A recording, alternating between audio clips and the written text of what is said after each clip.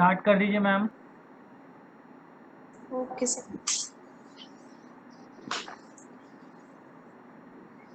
आज का new topic है zero order reaction. Zero order reaction and kinetics, इसकी मैथ्स। ठीक है, यानी कि इंटीग्रेटेड लॉ के बारे में पढ़ेंगे। इंटीग्रेटेड लॉ एक्सप्रेशन कैसे होता है। तो जैसा आपको मैंने पहले बताया था, जीरो ऑर्डर में लिखते हैं हम। सपोज कोई रिएक्शन है, ए गिव्स टू प्रोडक्ट। सब पहले आप ये सब पढ़ चुके हैं। इसका rate of reaction r equal to k concentration of A power zero होती है रेसिडुअल रिएक्शन, और ए की पावर जीरो मीन्स 1। तो रेट इज डायरेक्टली या इक्वल कांस्टेंट। इतनी बात मैंने आपको बताई। जीरो ऑर्डर रिएक्शन में एक चीज है, अगर हम इसका करेंगे रेट का graph, rate versus concentration of reaction. ठीक है, तो ये कंसंट्रेशन ऑफ रिएक्टेंट पे डिपेंड ही नहीं करता, क्योंकि इसका रेट कांस्टेंट होता है। अगर हम इसकी कंसंट्रेशन को बढ़ाते हैं घटाते हैं तो इस रेट पर कोई फर्क नहीं पड़ता। जैसे स्टार्टिंग से जो रेट चलता आ रहा है वही रेट एंड तक भी चलता है। तो इसे कांस्टेंट ग्राफ होता है इसका, rate versus concentration of reactant. ऐसे ही अगर हम इसी रेट का केवल जीरो ऑर्डर रिएक्शन के लिए ग्राफ सही है, रेट वर्सेस टाइम की, तो टाइम के साथ भी अगर हम कम ज्यादा टाइम के साथ साथ इसका रेट भी क्या होता है, कांस्टेंट। तो रेट चाहे रिएक्टेंट की कंसंट्रेशन के साथ उसका ग्राफ हो, चाहे टाइम की कंसंट्रेशन, दोनों में अगर चेंज किया जाए तो रेट का कोई फर्क नहीं पड़ता। केवल किसमें, जीरो ऑर्डर रिएक्शन में। यहाँ पे लिख लेंगे आप, rate does not depend on concentration of reactant, concentration of reactant and time। ना ही ये टाइम के चेंज पे फर्क पड़ता है, इसे रिएक्टेंट के अगर हम चेंज करेंगे तो भी रेट पे कोई फर्क नहीं पड़ता। दिख रहा है सबको?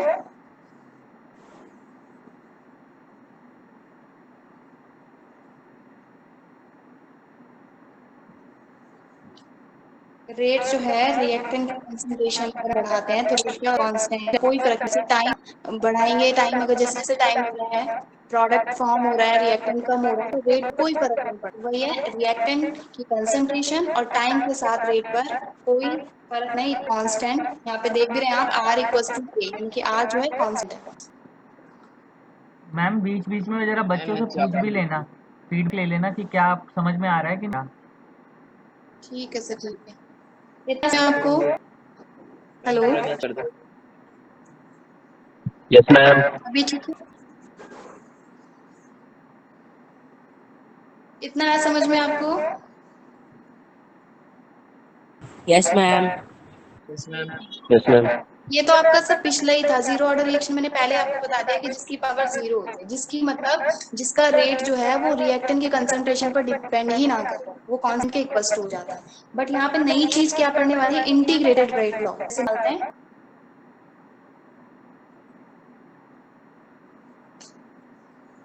लिख भी देना आप, इंटीग्रेटेड रेट लॉ। सेम वही इक्वेशन जो मैंने पहले ली थी, A is gives to product, rate या R O R, small r से डिनोट करते हैं इसे, रेट। अभी जो मैंने पहले लिखा था, रेट को कैसे लिखते, के कंसंट्रेशन ऑफ ए की पावर जीरो, यानी कि जीरो ऑर्डर रिएक्शन का रेट है ये। और आपको मैंने पहले भी एक बार बताया था कि रेट को हम इन टर्म्स ऑफ रिएक्टेंट की कंसंट्रेशन में भी लिखते हैं। कैसे, माइनस रिएक्टेंट में लिख रहे हैं, यहाँ पे कोई कॉफिशिएंट नहीं, उसे कॉफिशिएंट से डिवाइड करते थे, लेकिन कोई कॉफिशिएंट है तो minus 1/1 d A upon D T. याद आ रहा है कुछ? ये मैंने ऐसे भी बताया था। रेट लिखने के दो तरीके हैं।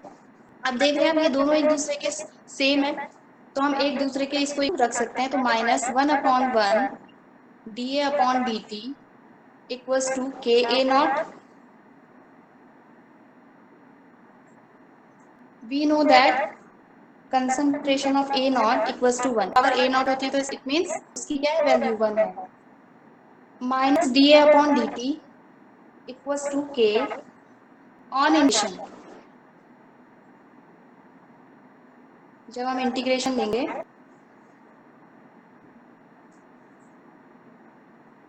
D upon D T equals to, ये माइनस इधर ले जा रही हूँ, माइनस के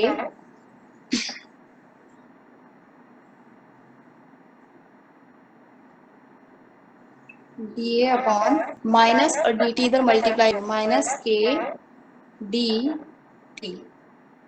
इतना आ गया समझ में? अभी इंटीग्रेशन लिया नहीं है, लेना है इसका इंटीग्रेशन। इतना है आप लोगों को समझ में आ गया? Yes, ma'am. दोनों रेट जो थे वो एक दूसरे के इक्वल, हम रेट को ऐसे भी लिख सकते हैं और ऐसे भी लिख सकते हैं। मैंने आपको पहले ही बताया था रेट की इन कंसंट्रेशन टर्म्स में और कांस्टेंट के टर्म्स में। तो दोनों एक इक्वल टू, दोनों को एक दूसरे के equal to D upon D T equal to के। ए नॉट जो होता है उसकी वैल्यू 1 होती है। आपको पता है किसी की पावर 0 है तो इट मींस वो 1 है। ये के डी टी की टर्म्स में है तो D A equal to minus K D T. अब इसका हमने क्या निकाला है? इंटीग्रेशन। इतना हो गया? Yes, ma'am. Okay.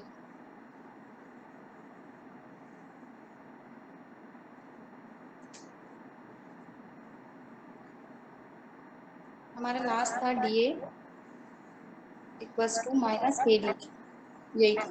On integration, integration होते हैं, इंटीग्रेशन की भी कुछ लिमिट होती है। कैसे हम इंटीग्रेशन निकालते हैं? Late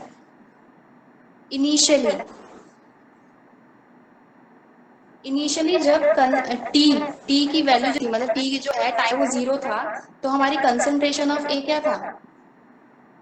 A not. ठीक है, सपोज ए नॉट था। जब टी टाइम रिएक्शन को प्रोसीड हुए, टी टाइम हो चुका है, तो कंसंट्रेशन ऑफ जो ए है वो ए हो चुका है। ठीक है, तो हम इंटीग्रेशन जो रखेंगे वो इस में रखेंगे। देखिए, माइनस जो टाइम 0 टाइम था तो कंसंट्रेशन ऑफ ए की क्या थी? ए नॉट। और जब टी टाइम था तो ए किसके नहीं कहते? डी ए था। इतना आया समझ में?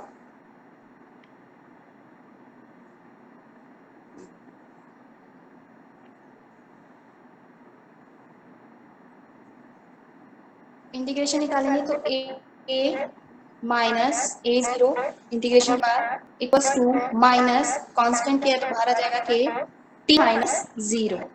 लिमिट्स यही थी हमारी इंटीग्रेशन की। ए माइनस ए 0 इक्वल्स टू, ए भी बोलते हैं, टी में से 0 है, डी बचेगा तो माइनस के T. A equals to A naught इधर गया प्लस का हो जाएगा तो ए नॉट माइनस के टी। ये आपका है integrated rate law for the 0 order reaction. Integrated rate law for 0 order reaction. इतना आप लोगों को समझ?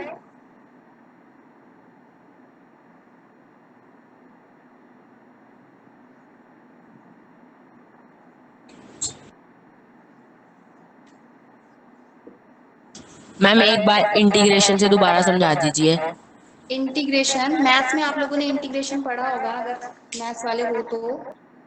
डी ए लास्ट जो मैंने पीछे लिखा था, D A equals to minus K दी थी हमने, इसका इंटीग्रेशन। और इंटीग्रेशन की कुछ लिमिट्स होती हैं। मैंने बोला जब टाइम 0, जब रिएक्शन प्रोसीड भी नहीं हुई थी, जब टाइम 0 था तो ए की कंसंट्रेशन को ए नॉट, और जब टाइम टी यानी कि कुछ रिएक्शन प्रोसीड हो चुकी है तो ए की कंसंट्रेशन, मतलब उसका कुछ पार्ट रिएक्शन का प्रोडक्ट में कन्वर्ट होना स्टार्ट हो गया तो उसकी कंसंट्रेशन ए हो गई। ए की कंसंट्रेशन, तो हम लिमिट्स क्या ले रहे हैं? 0 टू टी और ए नॉट टू ए। तो वही हमने इंटीग्रेशन ए की रिएक्टेंट किया है तो 0 यहाँ पे टाइम के लिए निकाला है। तो 0 जब टाइम था तो कंसंट्रेशन कितनी है? ए नॉट। और जब टी टाइम है तो कंसंट्रेशन कितनी है? ए। वही हमने इसको इंटीग्रेट किया है। उसके बाद इसकी वैल्यू निकालेंगे तो ए माइनस ए नॉट, क्योंकि हमारी लिमिट है ए से ए नॉट, तो A minus A naught minus के कौन सा रह जाएगा? Constant T minus 0। टी में से 0 है, टी बचेगा तो माइनस के टी और A minus A naught, A equals to A plus का हो जाएगा नॉट माइनस के टी। अब आया समझ में? Yes ma'am. अब ये सब है क्या, लिख लीजिए। ए क्या है? A is initial, initial final. A naught लिख लीजिए पहले, इनिशियल की कंडीशन है। Initial condition of A final concentration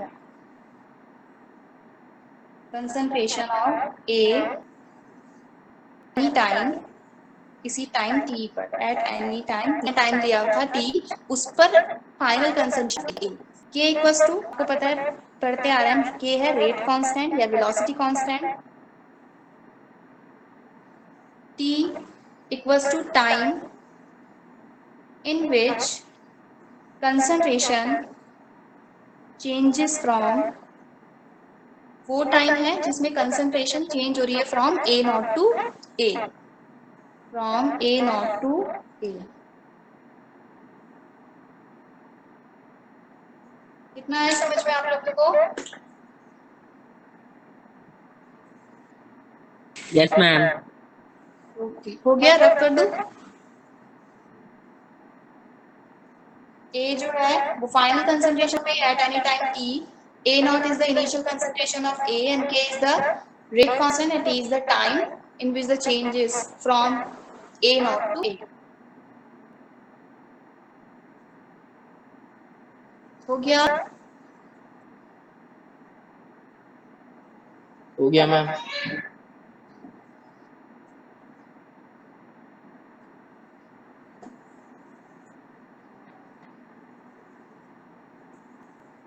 अब इसका ग्राफ लेंगे, जो आपका ये जीरो ऑर्डर का निकला है, क्या था? a equals to A naught minus A T, यही निकला। अब हमने इसको थोड़ा ऐसे लिख रही हूँ, जब हम ग्राफ से कंपेयर करेंगे y इक्वल्स टू प्लस, इससे कंपेयर कर रही हूँ, कंपेयर ग्राफ खींचेंगे, it is y axis and it is x axis, a ये x वर्सेस किसके? टाइम के, t टाइम के कंपैरिजन।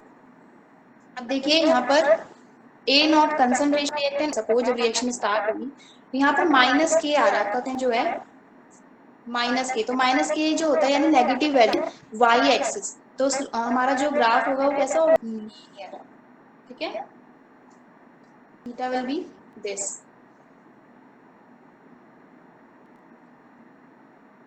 ए पर देखिए वाई एक्सिस पे कंसंट्रेशन है, एक्स एक्सिस पर टाइम है, एम जो है हमारा यानी कि slope, slope equals to tan theta equals K की वैल्यू था, इसीलिए ऐसा पॉजिटिव में ऐसा बनता है।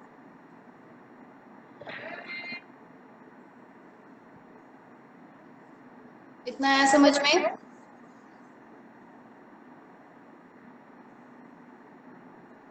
यहाँ पे लिख भी देना, it is linear graph, graph आपका लीनियर है विथ नेगेटिव स्लोप, और अगर आपको लीनियर ग्राफ दिख रहा है विद कौन सा graph? Concentration of A versus time, negative slope है, तो ये कौन से ऑर्डर ऑफ रिएक्शन होती है? Zero order of reaction. कई बार आपको ना ग्राफ दे दिया जाता है क्वेश्चन में और पूछा जाता है ये कौन से ऑर्डर ऑफ रिएक्शन है, तो आपको जान लेना है कि ये कौन से ऑर्डर की बात करें। नेगेटिव स्लोप हो, ठीक है, concentration of A versus time का ग्राफ हो, और लीनियर हो with negative slope, it is for zero order reaction.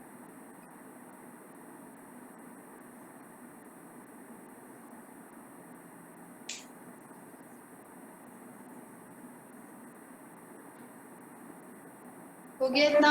आया समझ में?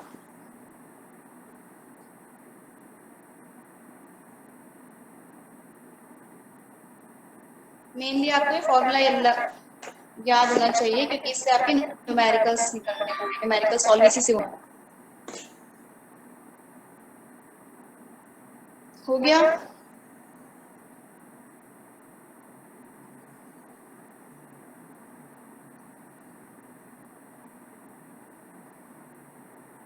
हो गया ma'am.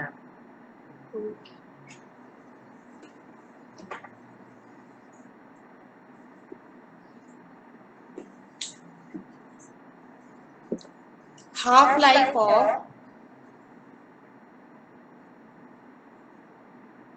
Zero order reaction, zero order reaction, half life of zero order reaction means आधा रिएक्शन होने में कितना टाइम लगता है, उसको बोलते हैं हम T half life, T half. Half life को कैसे डिनोट करते हैं? हाफ से, टी 1/2, सफिक्स में 1/2 लिख लीजिए। इसमें टाइम, वो time in which reaction complete जिसमें 50% कंप्लीट हो जाए ना, आपको पता चल रहा होगा हाफ मतलब आधा, जिसमें 50% कंप्लीट हो जाए जिस टाइम, वो उसका हाफ टाइम होता है या हाफ लाइफ होता है। Complete 50%। Suppose at T, T पर जो हमारा टी टाइम जो है वो टी हाफ हो गया, हाफ 50% कंप्लीट होने में टी हाफ टाइम लगा। कंसंट्रेशन ऑफ ए कंसंट्रेशन थी वो क्या हो जाएगी, हाफ हो जाएगी ए नॉट बाय 2, क्योंकि इनिशियल जो तुम्हारी ए नॉट जो मैंने पहले अभी बताया, इनिशियल कंसंट्रेशन थी, इनिशियल कंसंट्रेशन क्या थी आपकी ए नॉट। तो जो हमारी फाइनल रिएक्शन आधी तो हमारी कंसंट्रेशन क्या होगी, जो इनिशियल थी उसकी आधी यानी कि ए नॉट बाई 2। तब हमारी रिएक्शन क्या होगी, जो पहले हमने लिखी थी वही लिखनी है, A equals to A naught minus के टी। वी नो दैट, ये हम जानते हैं ये वाली इक्वेशन हमें हमारी किससे थी, integrated rate of the zero order reaction. अब यहाँ पे पुट कर देना, ए की जो कंसंट्रेशन है बन गई है ए नॉट बाई 2, ए नॉट का ए नॉट माइनस के टी क्या बन चुका है आई हाफ, क्योंकि हम 50% के लिए निकाल रहे हैं।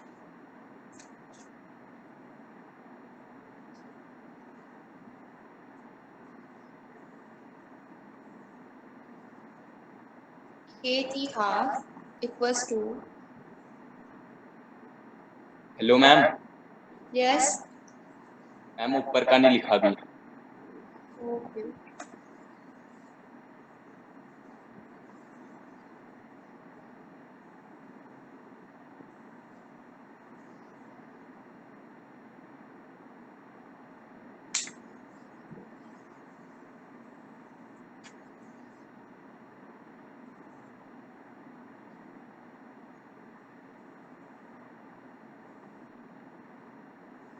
हो गया मैम ऊपर का।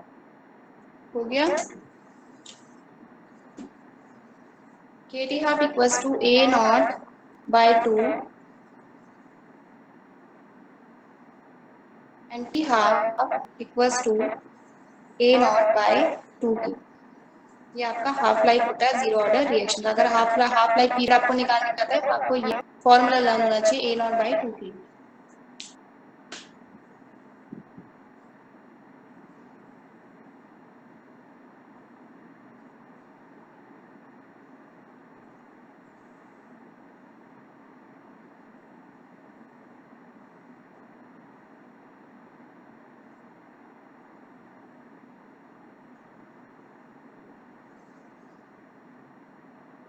हो गया,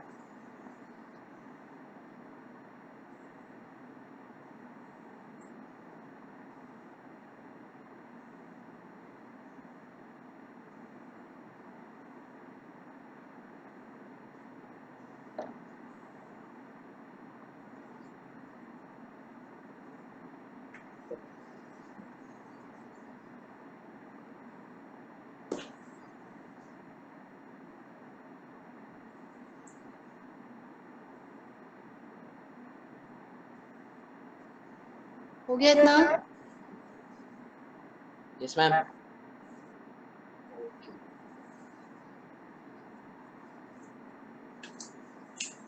अभी तो आपने हाफ लाइफ देखी, half life of the zero reaction. अब लाइफ टाइम रिएक्शन के लिए क्या कौन सा फॉर्मूला रहता है, बस वो 2 हट जाता है, नीचे और कुछ नहीं रहता, same life time of reaction, यानी कि 100% रिएक्शन को प्रोसीड होने में कितना रहता है। तो उसके लिए हम लाइफ टाइम के लिए क्या यूज करते हैं, टी, टी सफिक्स में L F, T L F,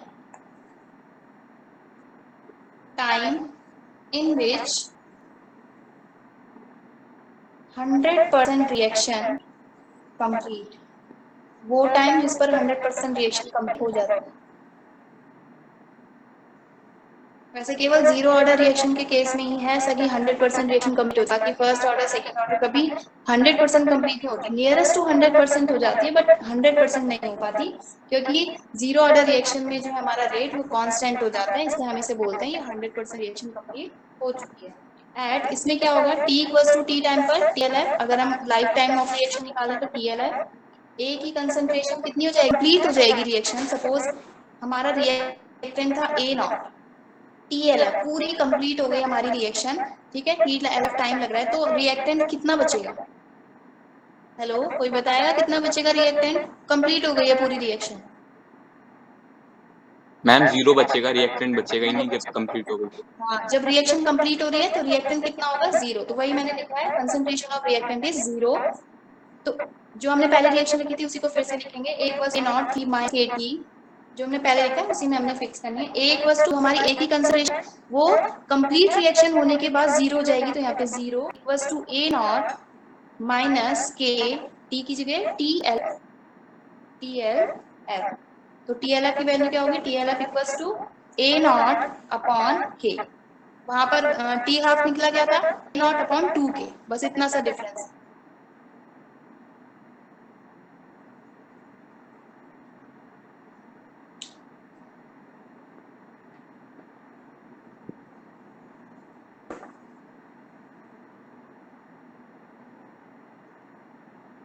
हो गया इतना?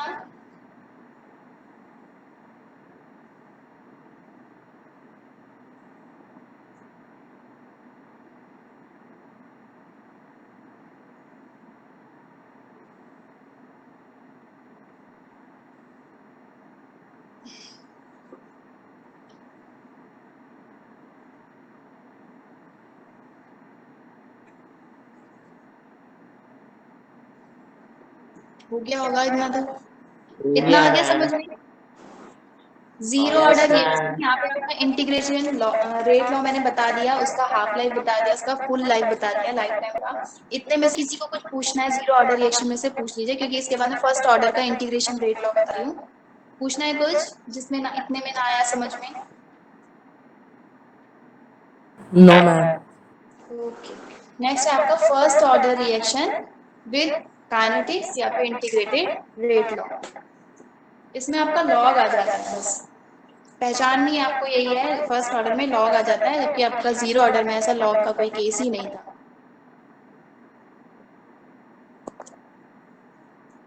First order reaction and it's kinetics. Kinetics में मैथमेटिक्स ऐसी है इसकी, इसके बाद आपको याद होगा जब मैं कोई भी रिएक्शन इक्वल्स टू गिव्स कोई प्रोडक्ट देता है, तो इसको हम कैसे लिख सकते हैं? Rate of reaction R equals to K in terms of concentration A की पावर 1। तो ये फर्स्ट ऑर्डर रिएक्शन हो जाती है, जीरो होता है तो जीरो ऑर्डर रिएक्शन हो जाता है। और हम रेट को कैसे लिख सकते हैं? अब यहाँ पे देखिए, वहां पर जब A की पावर 0 हो रही थी, ठीक है, A की पावर जब 0 हो रही थी तो 1 हो जा रहा था वैल्यू, तो R जो था, रेट जो था, वो कांस्टेंट के इक्वल टू हो रहा था। तब हमारा कैसा ग्राफ था? ऐसा ग्राफ था, zero order reaction. But in case of ma'am zero order, yes, heading क्या है मैम इसकी? दिख नहीं रही ऊपर। First order reaction and it's kinetics, फिर इसके बाद इंटीग्रेटेड रेट लॉ, उसके बाद बताऊंगी।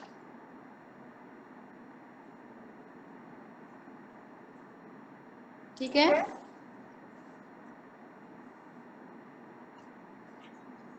मैम फर्स्ट ऑर्डर रिएक्शन के बाद क्या है? Kinetics and kinetics. अब ठीक दिख रहा है?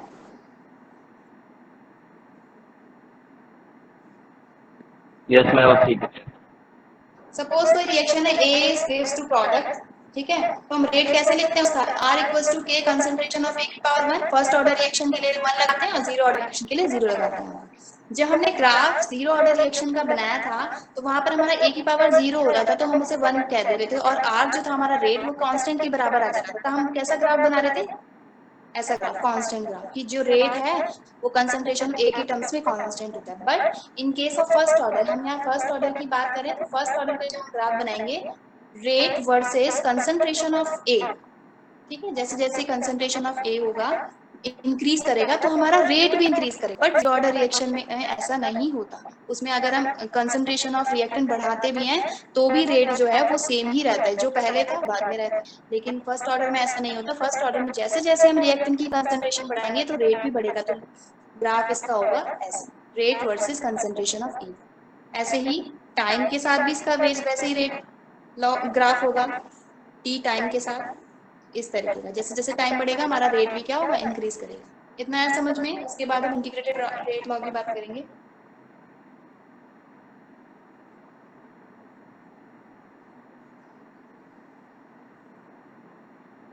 हो गया?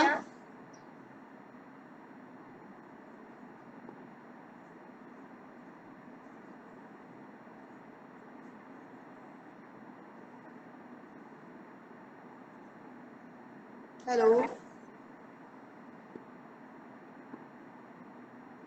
हो गया मैम। यस मैम हो गया। हो गया मैम। हम रेट को इस टर्म में भी लिख सकते हैं, और मैंने एक बार बताया था हम रेट को कैसे लिख सकते हैं इन टर्म्स ऑफ रिएक्टेंट की कंसंट्रेशन में, उसको कोफिशिएंट से उसको डिवाइड करते हैं, ठीक, बट यहाँ पे कोई कोफिशिएंट नहीं है, रिएक्टेंट के केस में माइनस लगाते हैं, तो -1/1 dA अपॉन dt, जैसे हमने जीरो ऑर्डर के केस में किया था, ठीक है। अब ये दोनों एक दूसरे के इक्वल टू होंगे, -1/1 dA upon dt equals to KA, power 1 लगाओ या लगाओ बात बराबर है, ऑन इंटीग्रेशन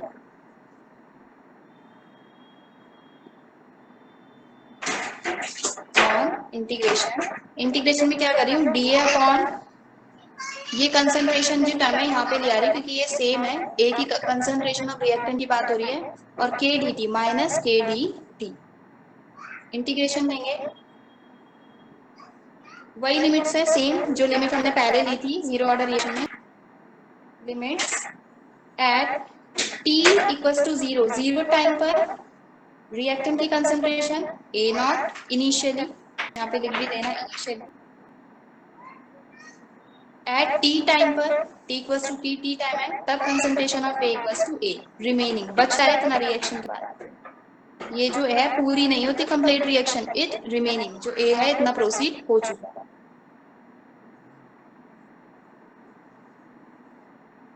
यहाँ पे भी जीरो टाइम पर ए नॉट, ठीक है, और टी टाइम पर ए, सेम वैसे जैसे वहां पे किया था। हो गया इतना?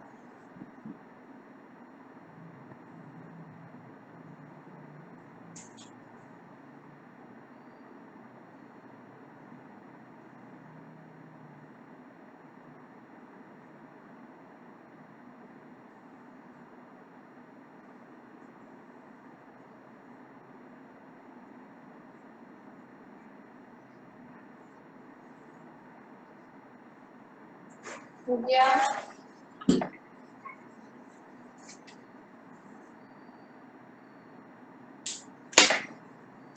इतना आ गया समझ में? इसके बाद हम इंटीग्रेशन निकालेंगे इन दोनों का, डी अपॉन ए, और माइनस के जो है वो तो कांस्टेंट है, वो बाहर आ जाएगा, ऐसे केवल डी टी का निकलेगा वैसे जीरो करके, और इसका होगा ए माइनस ए नॉट, लॉग आ जाएगा यहाँ पे, डी अपॉन ए का जो है log, log base A minus A not, कितना हो गया?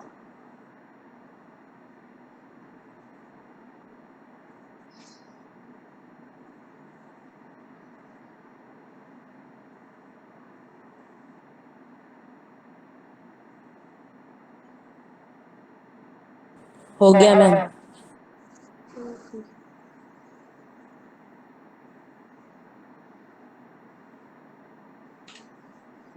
जब हमने डी अपॉन ए का लॉग निकाला तो उसको हम कैसे लिख सकते हैं, log E base E, log base E A minus log base E A naught equals to minus K, और उधर डी का निकाला लॉग,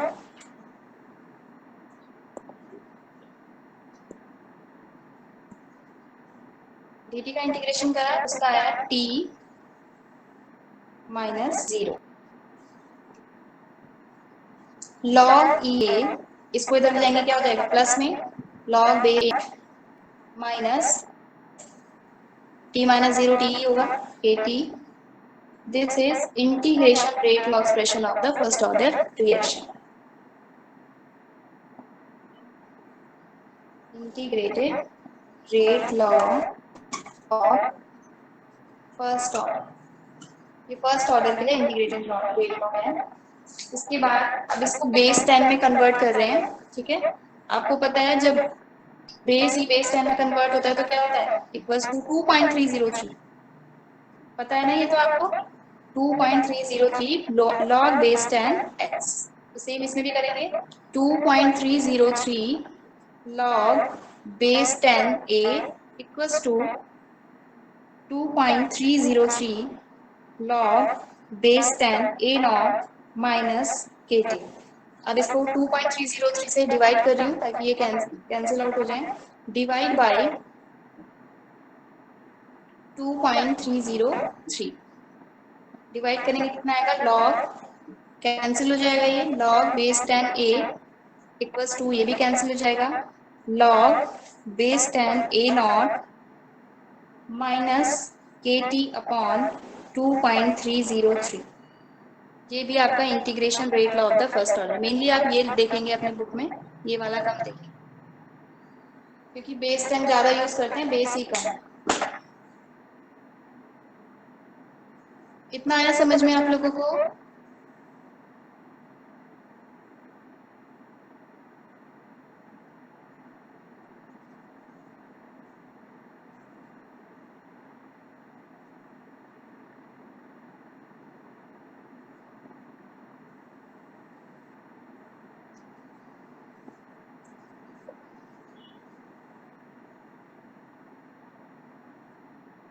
हो गया?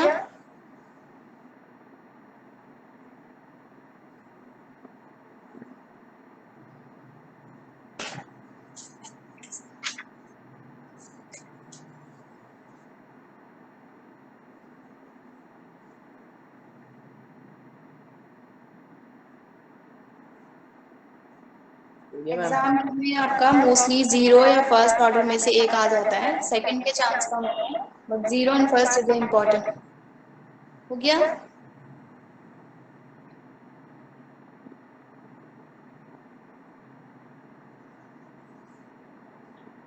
Yes ma'am.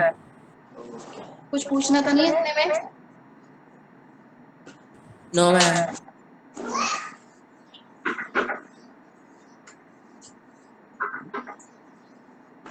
अब इसी जो हमारी इक्वेशन आई है ये वाली, log 10a equals to log base 10a नॉट माइनस kt अपॉन 2.303।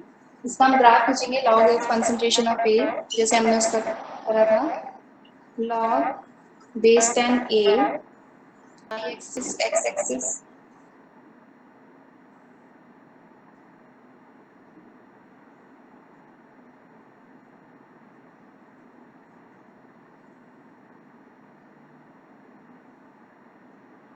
इसमें भी देखिए आप कांस्टेंट क्या है हमारा, माइनस किया है। इसका ग्राफ जीरो ऑर्डर में जैसे करा था होगा, it is a linear graph, this is the concentration of A,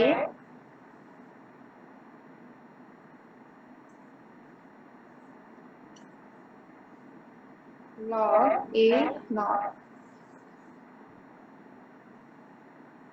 slope will be equals to tan theta minus के, ये टाइम के वर्सेस में है तो टाइम ये रहा, बचा के आपका स्लोप माइनस के अपॉन 2.303।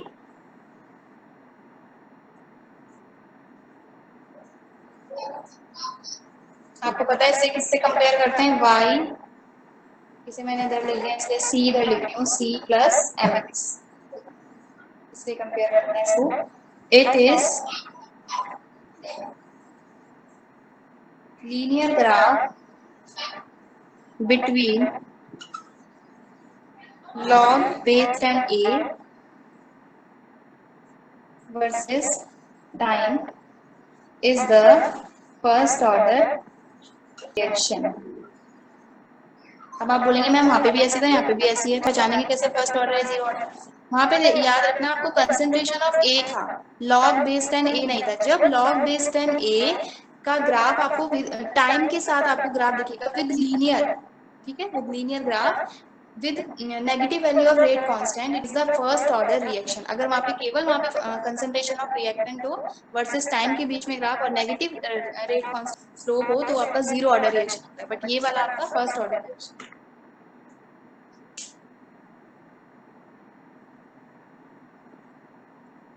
ये आपका थीटा, ये तो आप जानते हैं theta with respect to X, theta जो होता है एक्स होता है। थीटा की वैल्यू आपको कई बार बोलते हैं आपको बताइए रेट कांस्टेंट की वैल्यू क्या होती है, तो रेट कांस्टेंट आपको ये निकालना और थीटा की वैल्यू दे दी जाएगी। सपोज आपको 40 दे दिया जाए तो ये आप निकाल सकते हैं थीटा 180 माइनस 45 इज 135, तो 10 135 तो -1 ये मल्टीप्लाई करके k की वैल्यू आराम से निकल जाएगी। आ रहा है समझ में?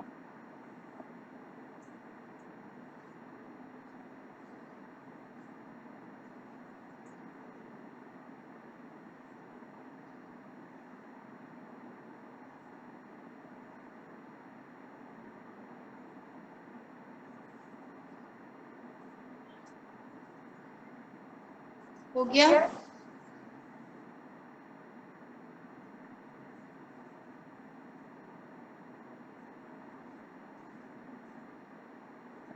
मैम दिख नहीं रहा मैम। दिख नहीं रहा? कहाँ नहीं दिख रहा? ये वाला मैम नीचे वाली लाइन पूरी नहीं दिख रही। अब दिख रहा है?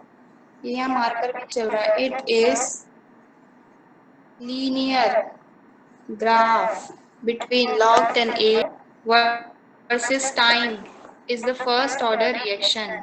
यहाँ पे एक चीज आप मैं भूल गई बताना, versus time with negative slope।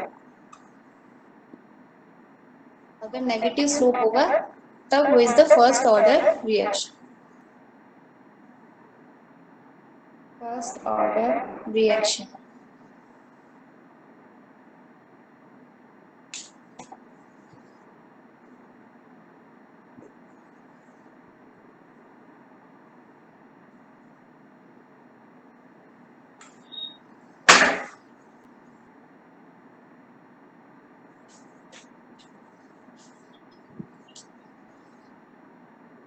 हो गया?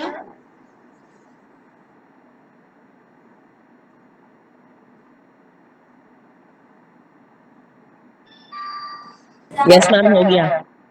कुछ पूछना तो नहीं इतने में से? इंटीग्रेटेड लॉ था इसका, पूछना है तो नो पूछो। मैम। अब use the solve other form numerical. Numerical के लिए हम कौन सा फॉर्मूला यूज करते हैं इसी फर्स्ट ऑर्डर रिएक्शन के लिए? Other forms of this solution, other forms. ये जो फॉर्मूला मैंने पहले लिखा है इसकी और फॉर्म्स भी हैं, हम यूज करें to solve numericals. Use to solve numericals वो भी कीजिए। क्या था? log base 10a minus sorry a नॉट minus log base 10a equals to kt upon 2.303। log base 10a नॉट upon a equals to kt upon 2.303। t की terms में t equals to 2.303 upon a log a naught upon a। Mostly आपका जो formula use होता है वो ये वाला यूज होता है न्यूमेरिकल्स के लिए। चाहे इसमें रेट कांस्टेंट पूछा जाए तो k इधर ले आना, तो k इक्वल्स टू क्या हो जाएगा 2.303 upon t log a naught upon a। This is the initial concentration and the final या आफ्टर रिएक्शन कंसंट्रेशन। ये दोनों फॉर्मूले मोस्टली हमारे न्यूमेरिकल्स में यूज होंगे।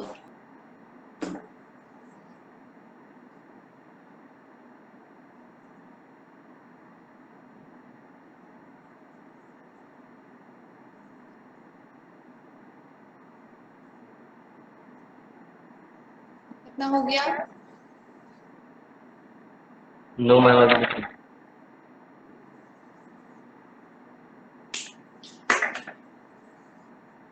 हो गया मैम। ओके,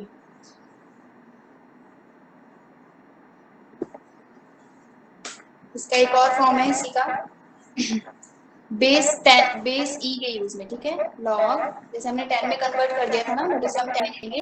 लॉग बेस ई जब स्टार्टिंग में था, log base E A naught equals to minus के टी आया था ना हमारा, जब हमने उसे बेस 10 में कन्वर्ट नहीं किया था हमारा यही आया था।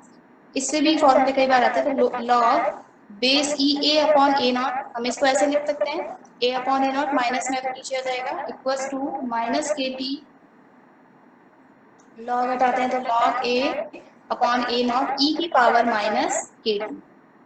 e की पावर माइनस के टी। तो a equals to A naught इधर चल जाएगा मल्टीप्लाई में, तो ए नॉट मल्टीप्लाई e की पावर माइनस के T. It is the exponential form of the first order reaction.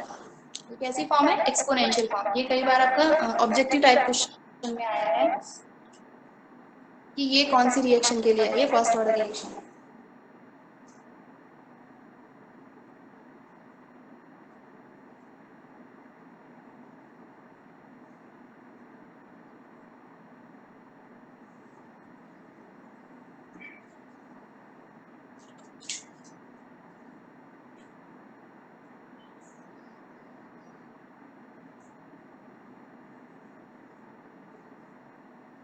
इसमें ग्राफ भी लिख लीजिए, ग्राफ भी आता है कई बार। जब t की वैल्यू इंफिनिटी हो, if t equals to infinity और a इक्वल्स टू 0, इंफिनिटी में a की वैल्यू क्या हो जाएगी? 0 हो जाएगी उदाहरण में।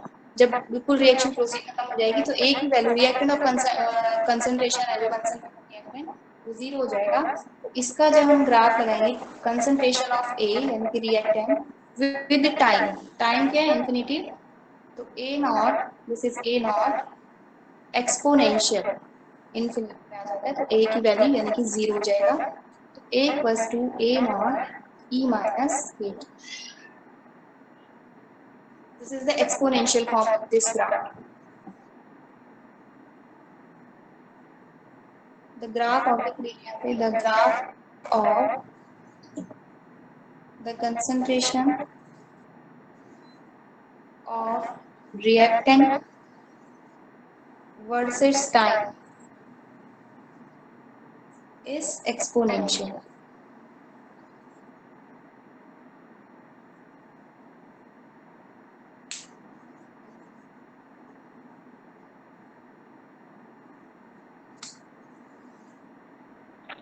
Ma'am Yes. मैम ये एक्स एक्सिस में टच नहीं है ना ये वाला ग्राफ? X एक्सिस में टच है बेटा, ये x है y है। यहाँ पे मैंने लिखा है टाइम जब इंफिनिटी होगा तो a की वैल्यू क्या हो जाएगी? 0। तो ये a की वैल्यू यहाँ पे 0 पे तो आएगी x एक्सिस में। यहाँ पे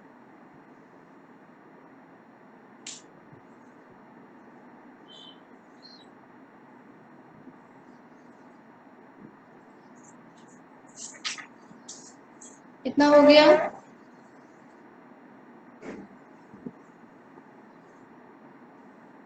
yes ma'am.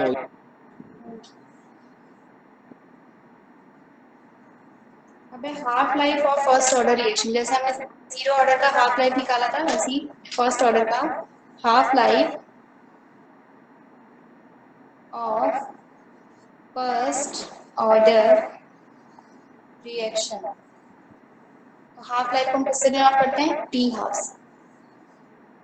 T halves time, वो टाइम जितने में 50% रिएक्शन को प्रोसीड होने में जितना टाइम लगता है वो half life of the first order reaction, या कोई भी, चाहे वो 0 ऑर्डर रिएक्शन के लिए चाहे वो second order reaction. Times in विच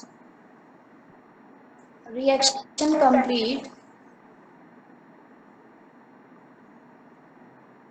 50%, वही है सेम एट टी। टाइम क्या हो जाएगा? टी हाफ और कंसंट्रेशन ऑफ ए जो इनिशियल कंसंट्रेशन है उसका हाफ हो जाएगा, तो यानी कि ए नॉट बाय 2। तब क्या रिएक्शन होगी? टी इक्वल्स टू 2.303 अपॉन के। ये आप जानते हो, ये वाली मैंने अभी प्रूफ करी थी इंटीग्रेशन रेट लॉ से। We know that this equation t equals to 2.303 upon k log base 10 A naught concentration of A naught upon concentration of A. अब इन टर्म्स में लिखेंगे इसको, टी इक्वल्स टू 2, टी जो है वो T half हो जाएगा, equals to 2.303 upon k log base 10 A naught. अब ए की कंसंट्रेशन क्या हो जाएगा? ए नॉट बाय 2,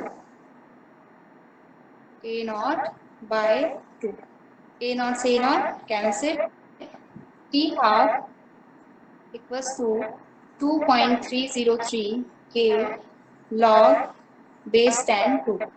लॉग 10 की वैल्यू क्या होती है? बोलो भाई, लॉग 10, लॉग बेस 10 2 की वैल्यू आती है आप लोगों को?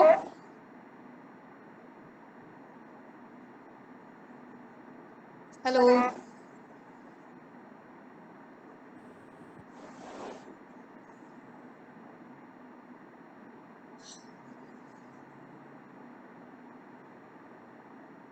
मैम भूल गए, पता नहीं क्या है। अरे कितनी कॉमन वैल्यू आपको 10th 11th में तो आया होगा कि 2 की वैल्यू, मैथ्स वालों को तो आना चाहिए। 2 3 5 7 8 6 की कितनी वैल्यू होती है? लिख लीजिए यहाँ पे, लॉग बेस 10 2 की वैल्यू 0.3010, 0.3010 इतना हो गया। और 3 की होती है 0.48 समथिंग, और ऐसी 5 की होती है 0.7 समथिंग, 75 समथिंग। लर्न होनी चाहिए। लॉग 2 3 ये कॉमन है।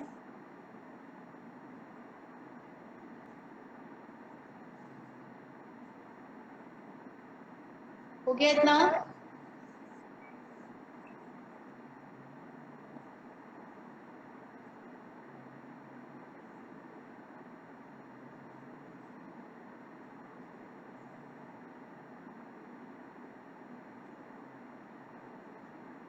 Yes ma'am. ओके, अब बस यहाँ पे क्या करना है, हमने log base 10 2 की वैल्यू यहाँ पुट करनी है, मल्टीप्लाई, तब वो आपका half life of the first order reaction, इसका फॉर्मूला आ जाएगा, तब वो आप न्यूमेरिकल सॉल्वर में लगा सकते हैं। क्या था देख लीजिए, टी हाफ 2.303 अपॉन के, जो नीचे लिखा है वही लिखूं, और log 2 के भी मैंने वैल्यू बताई आपको 0.3010, मल्टीप्लाई करेंगे अगर आप तो 0.693 अपॉन के टी हाफ, ये आपका फर्स्ट ऑर्डर के लिए half life of reaction, half life of first order. ये लर्न होना चाहिए आपको। टी, अगर आपसे टी हाफ पूछा जाए तो आप ये रेट कांस्टेंट से निकाल सकते हैं, और रेट कांस्टेंट अगर निकालना हो तो टी हाफ दिया हो तो वो भी निकल सकता है।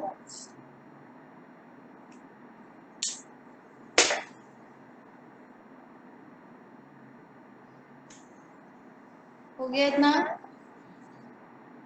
अब आप लाइफ टाइम ऑफ रिएक्शन निकाल सकते हैं। Life time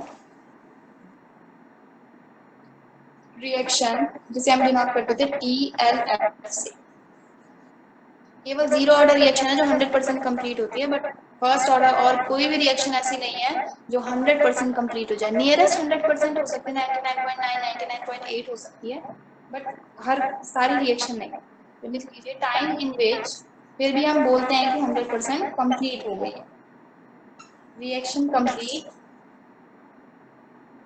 100% at T equals to, T time क्या कन्वर्ट हो जाएगा TLF में, life time, and concentration of, जब रिएक्शन कंप्लीट हो जाएगी तो कंसंट्रेशन ये कितनी हो जाएगी, 0, तब टी इक्वल्स टू, इसमें पुट करेंगे 3 k log base 10 8 naught upon A, and t जो है वो क्या बन जाएगा हमारा TLF equals to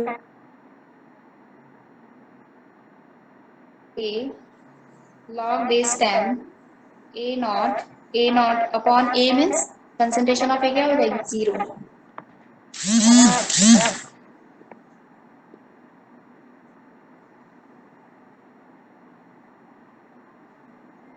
concentration of A is 0। Hello, हाँ काम कर रहा, क्लास वो रिकॉर्ड चल रही है, क्लास रिकॉर्ड चल रही है।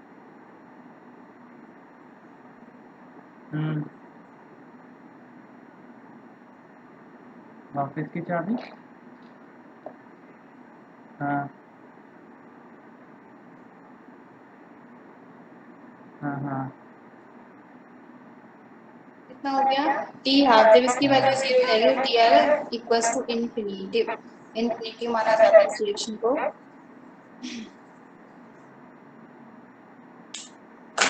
अच्छा ठीक है, तो चाबी किस पे है, कितना चाबी हो गया, इस पे है या इस पे? ठीक ठीक ठीक, अभी नहीं, परसों तक बनाएगा। परसों तक कह रहा था, परसों तक बनाऊंगा। अभी फ़ोन ही नहीं उठा रहा हूँ, कर रहा हूँ उसे भट्ट को। और सेमवाल को मैंने कल ही शाम को कहा, सेमवाल ने भी नहीं उठाया, पता नहीं क्या है, वो मैडम ही फ़ोन नहीं उठा रही वहाँ से। कर रहा हूँ उसे, पहले ये क्लास खत्म हो जाए फिर करता हूँ एक बार उसे कॉल। कर रहा हूँ। अरे वो निधि मैम की क्लास केमिस्ट्री वाली, उनका उस पर नहीं होती, साउंड ही नहीं आती उनके एक तो। लैपटॉप पे लगा रखी है अब एक तरफ। हाँ बोल रहा हूँ।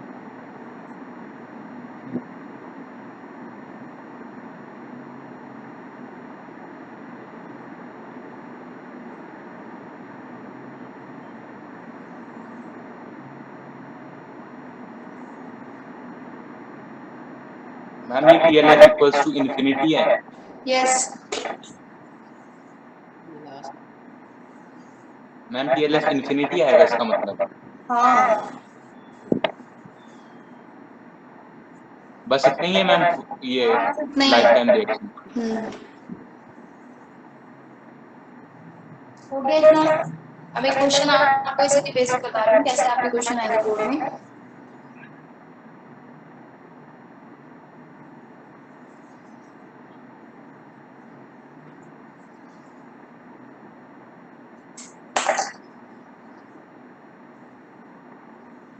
The decomposition of N2O5 at 318 Kelvin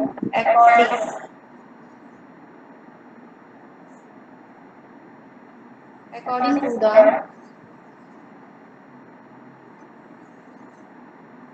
following equation follows first order reaction आपको गिवन है N2O5 gives 2 NO2 plus half O2. Ma'am question की फर्स्ट लाइन क्या है? The decomposition of N2O5 at 318 Kelvin according to the following equation follows first order reaction. N2O5 gives 2 NO2 plus half O2. The initial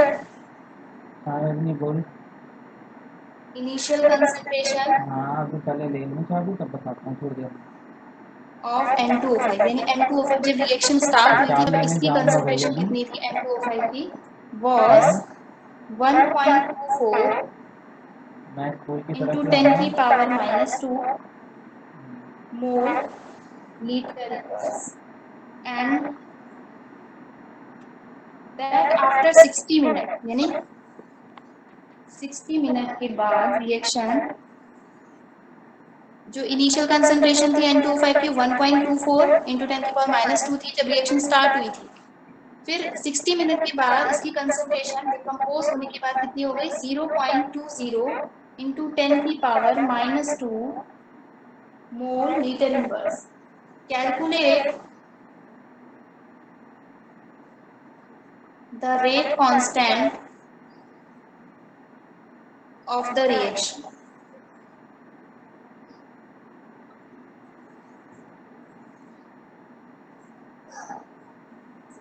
question समझ में आ गया आप लोगों को?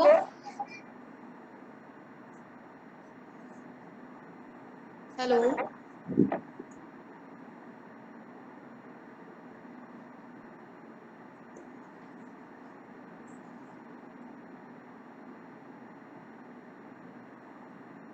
Hello, इतना लिख लिया आप लोगों ने?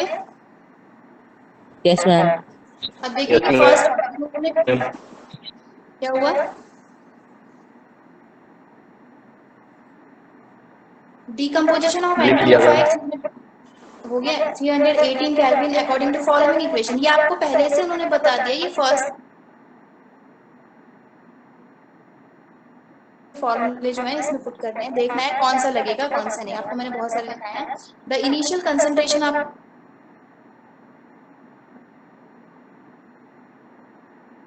की power -2 mole litre inverse and that after 60 minute. Time आपको गिवन है, टी की वैल्यू पता है और ए की वैल्यू, ये ए नॉट है और ए यानी कि कंप्लीशन के बाद रिएक्शन जितनी कंप्लीट होनी थी उतनी होने के बाद इसकी कंसंट्रेशन इतनी हो गई है। कैलकुलेट द रेट कांस्टेंट यानी कि के की वैल्यू आपको निकालनी है, तो आप कौन सा फॉर्मूला लगाएंगे? For first order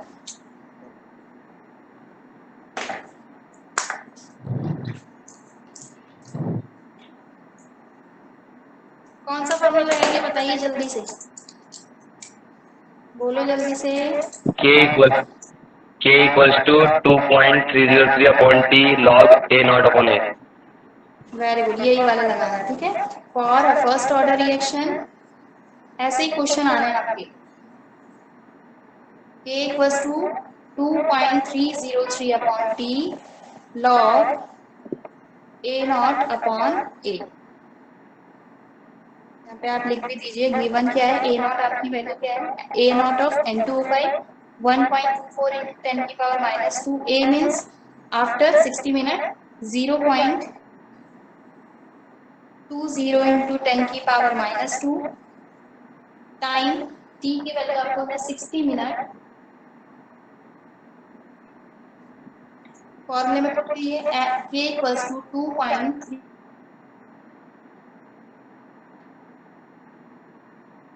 log A not क्या है 1.24 into 10 की पावर -2 अपॉन A क्या है 0.20 into 10 की पावर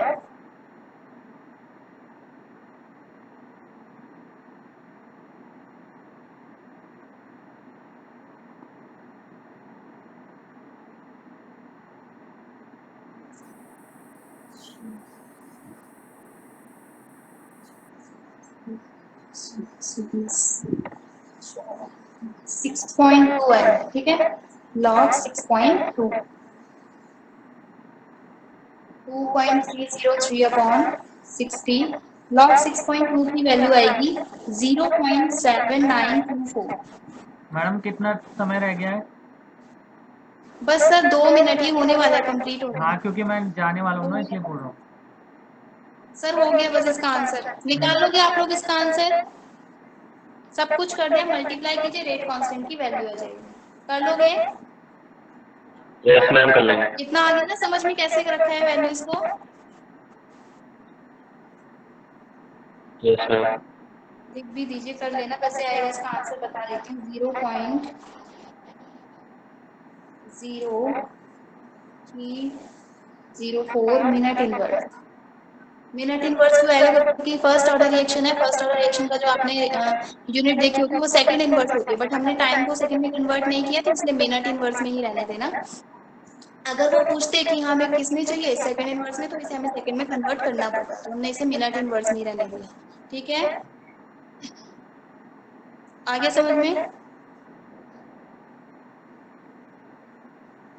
Yes मैम। कुछ पूछना है तो आप इसमें पूछ सकते हैं, बाकी आज क्लास नहीं ओवर होती है। ओके थैंक यू सर, हो गया। Thank you। हेलो ठीक है। यस